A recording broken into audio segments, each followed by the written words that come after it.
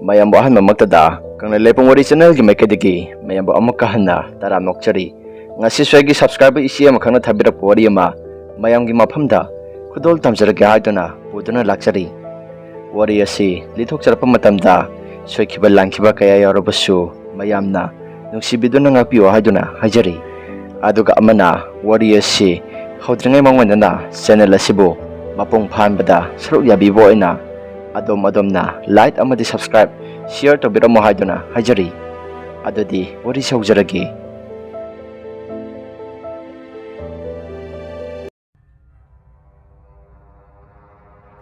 wari asi yamna kuiraba sahi yamlaba wari amakhakni laifam yamna kalli hainariba handaktasu bus accident thoktuna miyoi kayagi thawai mangkhraba khawpunggi tongjai maril hairiba mafam asida thokiba thokdo amakhakni wari asina aikhogi pupuna phungada phamduna ningtam thagi matamda mai tikna libi khiba wari amani aigi pupugina mapa aigina ibudawna naha oiringai matamda langphai chatlingai matamda thingnakhiba akiba thokdo amakhakni asumna ibudawa amadi makhoigi mamanaba kharaga makhoigi mistri amadi mohoriga makhoi puna tarahumdaimu sing matek ama temthoknabagidamakta tongjai marilda chatlamkhi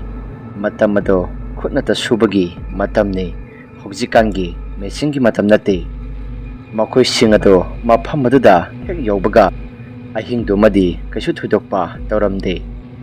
aduga nongalakpagi amambaga anganbaga sinarakpa aduwagi matam maduda mi amana kokka khaiduna khusu khulai pairaga thabak subadawna makhol ama tabadagi makhoi singadasu mikap thoknaratuna makhoi maselsu asumna hainakhi kaino aikhoi maraktagi ngantana hawgalaga thabak suba yaurabo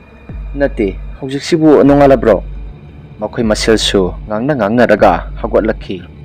makhoisu khola aduda tumliba singadasu amata sithadana manungda lairambadagi ibudaw hoigi maraktagi miyoi amana wahirakhi kana oiriba jano hurambaga satlaba salo swaisibo adabu manak nakpa swaidadi yum amata tabasu nate pungsu kaya taribano khangdre tawrisi akhoi pulap hogotuna amukta yenglusiro asi hainaraga makhoi kharasu yengba thoklakhi adamna kholadagi yengba thoklakpa matamda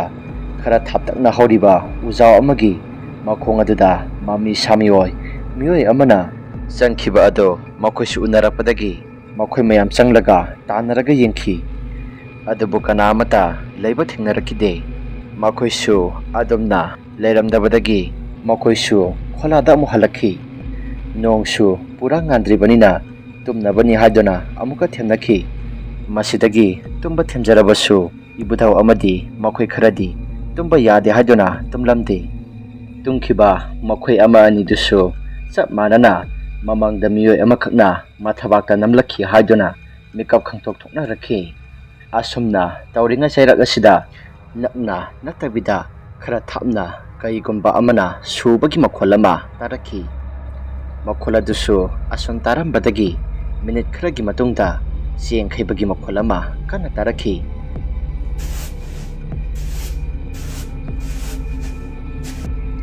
amadi miyoi kharaga wansinaduna wari sanabadongnasu tawrakhi masi khaktasu nate nupi mayam ama wari sanaraga karigumba wahi amadagi harauna puna nokminabagi khonjel singsu taba horakhi khonjel singado tanaraba matungda makhoi mayamsu asomna hainarami masidi mi oiraroi yum tariba singasisu yamna lapi asu thengba kanasida taibang minadi nokadawba nate mafam sibu kari oiraba jano laifamga khara kanba jatlo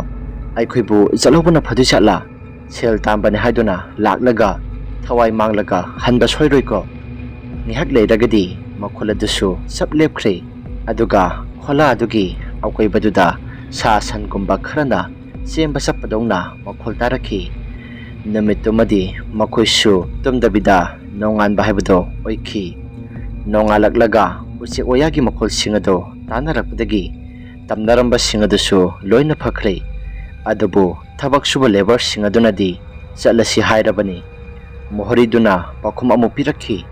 Isa sai nauksa ngarangido mina sanaribra natraga laina tawriba zatla kanagi ningamdana sikhiba thawaino aikhoisu khangdi mafam asida lakpa si adabu ngasi ahing semadi warasu wana yenglasi karigumba ngasi ahing sina tawraktaba taragadi adam makha tana mafam asida laikhisi ngasai gi matagum horensu tawraklabadi hayeng nonganbaga panthadabida yumda hankisi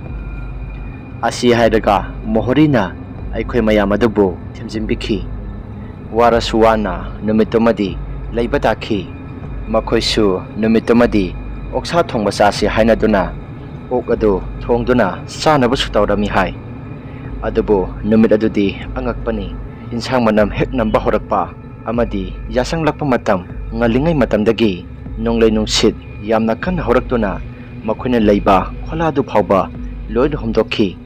amadi nongdi ikan kandana nuksitna ngamna sittuna mai mit khangdaba makhai upulna thong thakliba tawriba singaduda injang phawba mathong maram khangdana pumchai chairami nungdangi pung 8-9 tarakpa aduwaigi matam aduda cha insang adu amuk hanna thongki adabu hana thongkiba insang adudi upulna chaba yadrabani humdokiba khola adusu kaba kaba makhoi mayam changlaga semjillami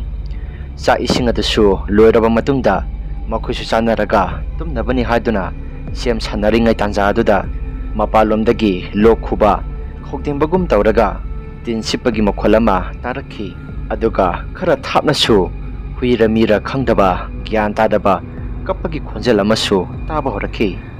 masidagidi makhoigi mohori aduna siraga si changlaga chang yengdadi yenglagi haiduna mapalomda tholakpa matamda nupi ama mamai onsilaga nokphe tawramduna sakhi mohori adusu nupi adugi saktamadu urubadagi mahaksu yamna kan lauraga wanthakhi masidagi kholada leiriba mayam singaduna chenthораklaga mohori adubu khola manungda pusilli khara mana mohori adubu senahoraga khara mana athapada tariba yum singaduda mateng pangbinaba haijaba chelami masigi matung laibak phaduna khuladugi mi khara laktuna yengbirami makhoina lakpa matamda lighting gi maramda khara khangba ahlamasu pubirakhi makhoi laklaba matungda aikhoigi mohori dusu yenghanki adamna yengba matamda makhoina thina sairakhi hai nakhoina langphaida leirasu mafam asi aikhoida laklaga hanglaga leiramadi ngasi thokliba thokdoksing asi thoklamloi mafam asida kanamata leiba ngamoi yamna phattaba mafam amani nakhoidi naraibuk phabagi hingbu hinglibani mafam asi kanamata changba ngamnadaba mafam amani ngaihak leiragadi mohori adusu gyan tanaba layeng birami makhoina kana layeng badagi ngaihakki matung mohori adusu gyan laktuna asumna hairakhi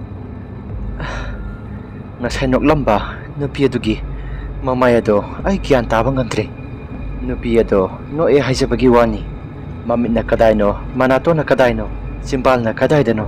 ai gyan taba ngamdre nupi adudi noklamlaga adum mangkhre mafam asi hokjimak thadoktuna chatnaba tawrasi aikhoi kuina pantharaga leiragadi aikhoi soidana sirani mafam asida ahing silemba aikhoi ngammaroi mohori aduna adumna hairakpadagi khuladugi lakliba ahal kharana wa makha tana hairaklami isa sa noigi sida aikhoisu ahing lekpa yaurage karisu khanganuda hojikti nakhoi hanbasu thenglei pharak tarani aikhoiga nakhoiga khola asida puna lekminarasi asi hairaklaba matungda lakliba ahal singaduga thabak subagi leiriba mioi singaduga makhoi punna lekminakhi ibuda woisu khulladugi mioi khara yauraga leminabadagi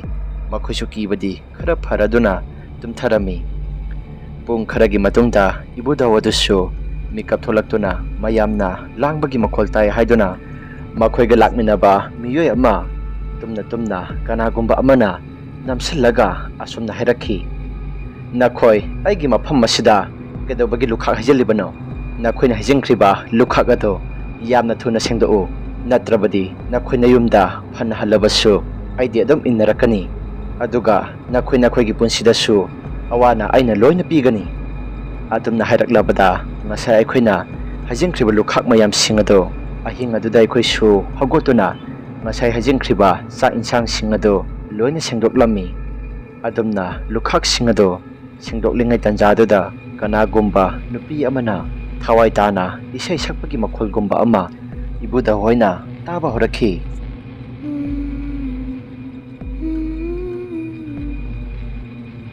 ꯃꯔꯣꯜ ꯑꯗꯨꯁꯨ ꯂꯧꯐꯝ ꯈꯪꯗꯦ꯫ ꯑꯗꯨꯕꯨ ꯃꯐꯝ ꯑꯗꯨꯗ ꯇꯧꯔꯤꯕꯁꯤꯡ ꯑꯗꯨꯗꯤ ꯈꯨꯜ ꯑꯗꯨꯒꯤ ꯃꯤꯑꯣꯏꯁꯤꯡ ꯑꯗꯨꯗ ꯍꯪꯕ ꯃꯇꯝꯗ ꯃꯔꯝꯁꯨ ꯍꯥꯏꯔꯛꯈꯤꯗꯦ꯫ ꯂꯥꯏꯐꯝ ꯈꯔ ꯀꯟꯕꯅꯤ ꯑꯁꯤ ꯈꯛꯇ ꯍꯥꯏꯔꯛꯈꯤ꯫ ꯅꯣꯡꯉꯥꯜꯂꯕ ꯃꯇꯨꯡꯗ ꯏꯕꯨꯙ ꯍꯣꯏꯁꯨ ꯃꯐꯝ ꯑꯁꯤ ꯊꯥꯗꯣꯛꯂꯒ ꯌꯨꯝ ꯇꯝꯅ ꯂꯥꯛꯈꯤ꯫ ꯃꯈꯥ ꯇꯥꯅ ꯊꯕꯛ ꯑꯗꯨꯁꯨ ꯆꯠꯈꯤꯗ꯭ꯔꯦ꯫ ꯌꯨꯝꯗ ꯃꯈꯣꯏ ꯂꯣꯏꯅ ꯍꯜꯂꯛꯈꯤ꯫ ꯋꯥꯔꯤ ꯑꯁꯤ ꯃꯇꯥꯡ ꯁ꯭ꯋꯥꯏꯁꯤꯗ ꯂꯣꯏꯁꯤꯟꯖꯔꯦ꯫ ꯀꯔꯤꯒꯨꯝꯕ ꯋꯥꯔꯤ ꯑꯁꯤ ꯑꯗꯣꯝꯅ ꯅꯨꯡꯉꯥꯏꯕꯤꯕ ꯇꯥꯔꯒꯗꯤ ꯂꯥꯏꯛ ꯑꯃꯗꯤ ꯁꯕꯁꯀ꯭ꯔꯥꯏꯕ ꯁꯤꯌꯔ ꯇꯧꯕꯤꯔꯝꯃꯨ ꯍꯥꯏꯗꯨꯅ ꯍꯥꯏꯖꯔꯤ꯫ ꯑꯗꯨꯒ ꯑꯃꯅ ꯑꯗꯣꯝꯗ ꯑꯁꯦꯡꯕ ꯊꯣꯛꯄ ꯋꯥꯔꯤꯒꯨꯝꯕ ꯂꯩꯕꯤꯔꯒꯗꯤ ꯑꯩꯈꯣꯏꯅ ꯄꯤꯊꯣꯛꯆꯔꯤꯕ WhatsApp ꯅꯝꯕꯔ ꯑꯁꯤꯗ ꯊꯥꯕꯤꯔꯛꯅꯕ ꯅꯤꯡꯁꯤꯡꯖꯔꯤ꯫ ꯉꯁꯤꯒꯤ ꯑꯣꯏꯅꯗꯤ ꯀꯥꯏꯅꯅꯕ ꯌꯥꯊꯪ ꯅꯤꯖꯔꯤ꯫ ꯃꯊꯪꯒꯤ ꯚꯤꯗꯤꯑꯣꯗ ꯑꯃꯨꯛ ꯊꯦꯡꯅꯔꯁꯤ꯫